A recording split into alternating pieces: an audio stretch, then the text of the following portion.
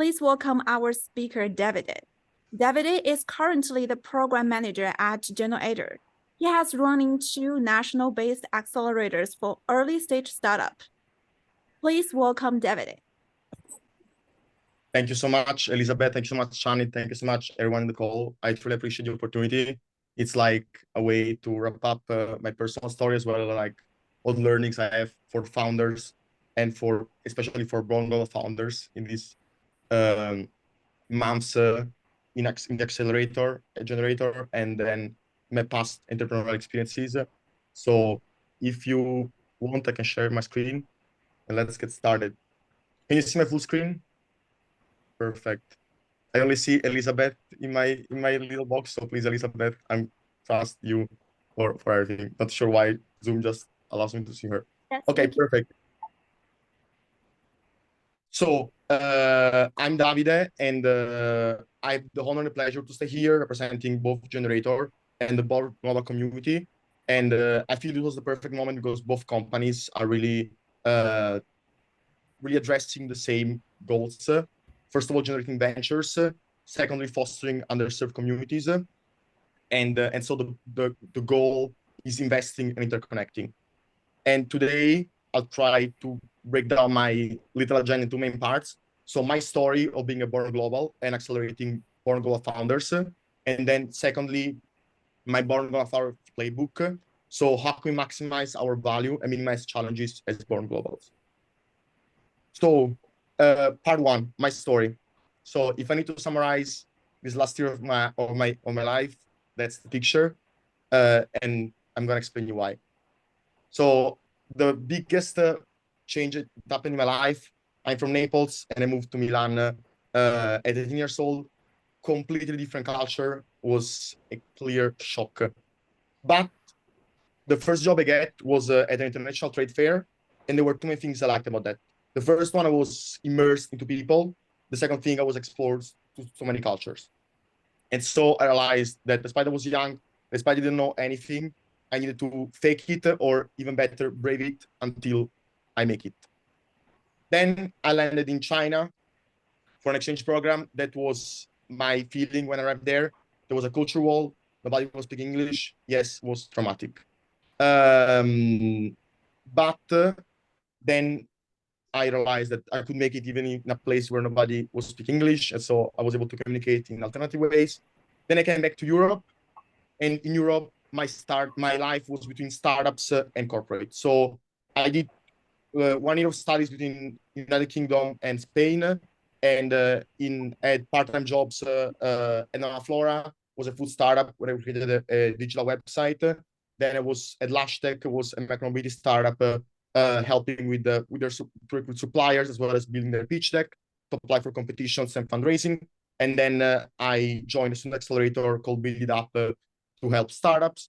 And then I had 2 full-time experiences as intern at Kraft Heinz when I was doing procurement, and at Amazon Pay in Luxembourg when I was doing account management.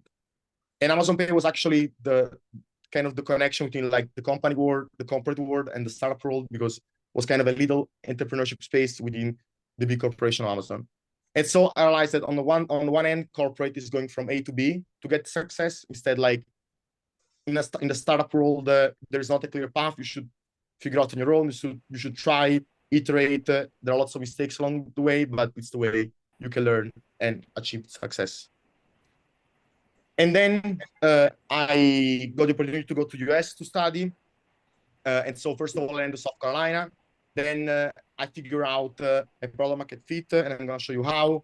And then I arrived in Indiana to work for Generator. So how did I get the product market fit? I feel it was a combination of 4 kind of experiences. First of all, I was exposed to lots of subjects, such as design thinking. It was really based on like empathizing with the customer, trying to ideate, prototype, testing, and implement. And I love this idea of like iteration, and try to do things again and again. Then I tried to build my own startup, Ear on Air, and I was trying to help students on campus to connect faster with mental health providers, because there was kind of a lot of queuing times, and I was hearing some friends with the pain of not able to connect with mental health professionals. Of course, I failed in everything I could fail because I had lack of experience. First of all, I didn't create a founding team that was relying on vision, and also lacked financial resources, technical skill set to build my dream HIPAA compliance as platform. But despite that, I was also, on top of that, actually, I was trying to help students at the McNair Center for Entrepreneurs and Free Enterprise. And then also I joined Venture for America. There is a great organization that helps graduates to kick off their entrepreneurial journeys and also work for startups. And so since like my university experience, I realized that sharing is caring. I start to do like one video about design thinking because I love this process, and I compared design thinking to a fairy tale. Then I was like doing some speeches about mindfulness at training camp. That is like the gathering moment of all the Venture for America fellows in Detroit. Then I was trying to build my financial model for my own startup, and I was sharing it with friends that were also trying to see how financing model works for startups. Of course, it was full of mistakes because I didn't really know what I was doing, but still I was trying to share what was in my hand. And then I was trying to build a scientific thinking proposal to design the counseling services for my university. And that's the training camp, Venture for America retreat I was mentioning you. So all these young graduates, and I felt there the product market fit. Then I landed in Indiana to work for Generator. I ran 2 cohorts. One is called Jubeta Indiana 5G, focused on SaaS, AI, Web 3.0. And you can see the 5 companies that are there. And then I had another cohort called Jubeta Indiana Industry 4.0, Smart and Circular. And these are the 5 companies I had there. Very diverse industries. We have lots of fun. This is the picture of my first cohort, 5G. That's the picture of my second cohort. They came to Indiana for the Motor Speedway, as you can see in the picture of on the right. And then quick break time. Before entering this job, I didn't know if I was capable to run the whole program, but I was faking it, braving it until I make it. And so we got 100%, 100 NPS, so meaning that everyone scored 10 out of 10. How likely would you recommend this accelerator program to a friend or a colleague? And also we tried to connect always with the minimum 30 mentors and 25 investors, and also make founders fundraise either with the non-dilutive or with dilutive, and we always are able to succeed. But the serious cloud time is on these following statistics. So in these 2 cohorts, I managed to recruit 6 immigrants, Italy, India, Guatemala, China, India, France, and in the new cohort, there is a guy from Colombia. And also we focus as Generator wide on underrepresented community in the US, such as women and people of color. Then in recruiting, we try to prioritize equity with transparency about selection procedures, and in program with seminars and interactions across the founders. And also in the kickoff, we try to create an inclusive, transparent environment, also with some roundtables about mental health and mental practices. And so for showcase the commitment on inclusion, equity, and diversity, I feel it's key now. It's to prioritize inclusion in sourcing. You should try to look broader as much as you can. Then selection to be equitable, and then the combination between inclusion in sourcing and equity in selection brings diversity on the table. I was running so far because I want to arrive here. So I have a little playbook that I built through my past experiences that I wanted me previously mentioned. That are things that changed my life as born global here in the US, and I think can change, or at least have an impact on founders' life. First of all, highlight your peculiar self. Be aware and proud. What do I mean by that? So the first thing is know your why. I'll first make a general example from Simon Sinek that I heard at the Venture for America training camp. Every single organization on the planet knows what they do. Some knows how they do it, but very, very few people, organizations know why they do what they do. Let's take actually Apple as an example. They are able to sell because they have a clear why. Everything we do, we believe in challenging the status quo. We believe in thinking differently. As consequence of that, how do we challenge the status quo is by making our products beautifully designed, simple to use, and user-friendly. And then the final word is we just happen to make great computers. Want to buy one? So it's clear, they start from a clear why, and then the how and the what are just direct consequence of the why. So be able to communicate clearly your why. I give you a personal example. I was back in Europe, finding after the big event, Venture for America, the big picture. So I was trying to find a job in the US that for me as an immigrant is very challenging. I spent a lot of time doing useless things because it took me 5 months to get a job. There was one thing that I'm grateful that I've done. I wrote down on LinkedIn in July 2022, my why, my how, my what. And serendipity, luck, I don't know, but in February 2023, I landed in a role that was exactly corresponding to my why, to my how, and to my what. That was super powerful. Maybe it was luck, but it really changed my life. First thing. Secondly, the background you see in my back that I have in all my business calls with founders that advise on a daily basis. I think you should be very clear about your business whys. So why this problem? Why solution? Why now? Why you? And I don't have time to brainstorm on that, but you would see that each quadrant is connected with another quadrant. All these quadrants are interconnected. And so let's take an example of my life. In a personal experience, the problem of helping students that were in pain because they couldn't receive mental health services on time was there. Why now? Like lots of organizations are now building solutions about helping, connecting about mental health services. But in this equation, why you was wrong. I was not the right person because I didn't have experience in the sector. Of course, there are lots of privacy, medical concerns. And so, and also my solution probably was not the best fit for the university I want to sell it to, because I didn't do enough customer discovery to really understand which is the exact solution they wanted. And so I failed.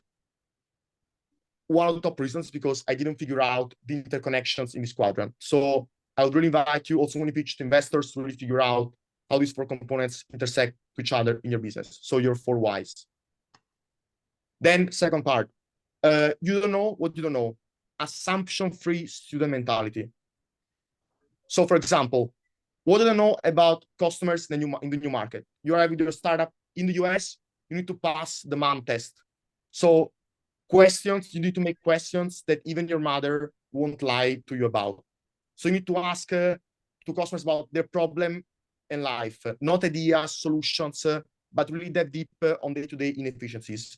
Then look at their past, not about hypothetical questions about the future. They need to reason concretely about their past. And also have specific details, not generic, not the information you should ask about. So for example, bad questions are, what do you think of? Do you ever? Do you usually? Would you consider? Good questions are, when was the last time you? Talk me through the process used to. How much did it cost to you? Will you sign up right now? So not hypothetical, but very pragmatical.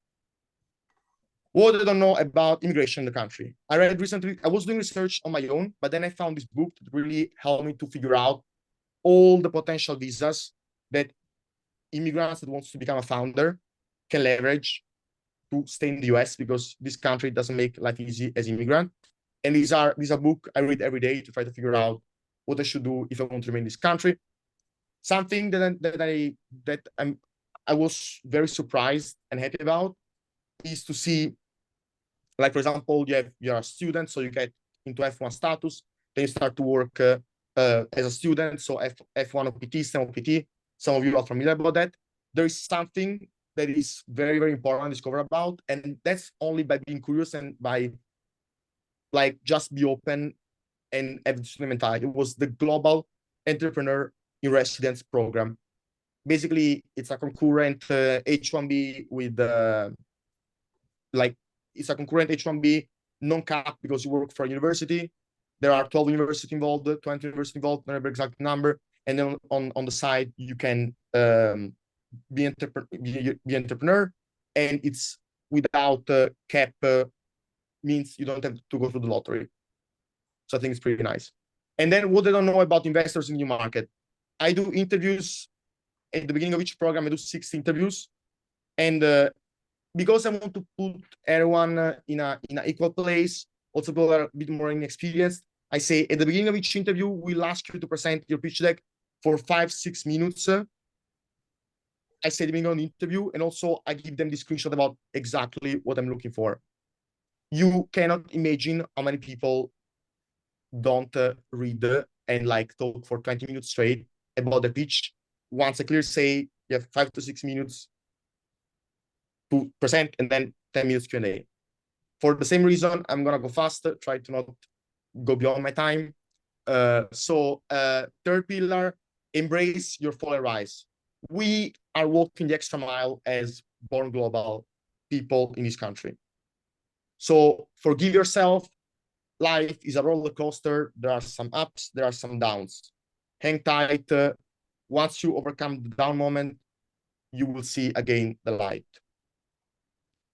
And also be transparent. So a generator we invite to send, I call it newsletter. My colleagues call it monthly update. So we want you to share in your newsletter the highlight, the kudos, people that are helping you, but also your low light and the things you need help from investors, advisors, and mentors. And also build your community. Like, we are international. We can have some tight connections with our international community. So turn your similarities with people into your powerful community. I'm also starting a newsletter about entrepreneurship and mental health. So, hello, Muriel. She's my colleague. And sorry. And so if anyone wants to contribute in sharing either your entrepreneurial tips or mental health tips, I'm very happy to bring you on board. I will try to do a collaborative newsletter with people also to really share. And also here as an example, I'm trying to share as much as possible being vulnerable online. I think everyone has vulnerability. And also the people that like this poster are people that now I value, because are people that are interconnecting with my vulnerability. And so I feel it's important to find people that care about you, that sustain you, about what you're doing, and when you show your true self. Last suggestion, build health routines. We are walking the extra mile. So build health routines because you're walking the extra mile. And so you're trying to balance between work and life. Work is not your life. So please keep your personal relationships away from work. If you can, try to reserve time for them. You should put the bar between work and life as much as you can. I know it's tough, but as much as you can. Reason about your 6-7 dimensions of wellness. I think we should all cultivate all of them, from physical to spiritual. And then these are practical things that I tried. They also mentioned my LinkedIn post about my 7 areas of wellness that I tried to cultivate to increase my well-being. So on the top, you would see being not mindful as we do as people, but be mindful as dogs. Dogs just walk, don't think at anything. Their mind is completely empty. Learn to be present as a dog and enjoy the moment as a dog. So a best wish for all of you is like, have some moments of your day where you feel a dog that is completely empty of thoughts. I struggle to eat, and to help me to do that, I try to use help, space, calm, insight timer. There's also a way to meditate in the VR. There's called Trip. I try to do it. It's fantastic. And also, I try to do that salsa bachata to foster my creativity, my social and physical balance.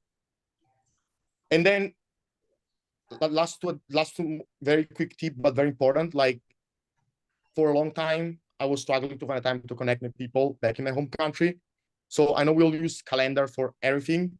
Book 1 hour, 30 minutes, maybe bi-weekly, with the dear ones that are at home. I booked a call with my father just 2 months ago because I want to connect with him. And then that's a practice that is called box breathing, that is basically just help to chill down. And hopefully you enjoy this presentation. Thank you.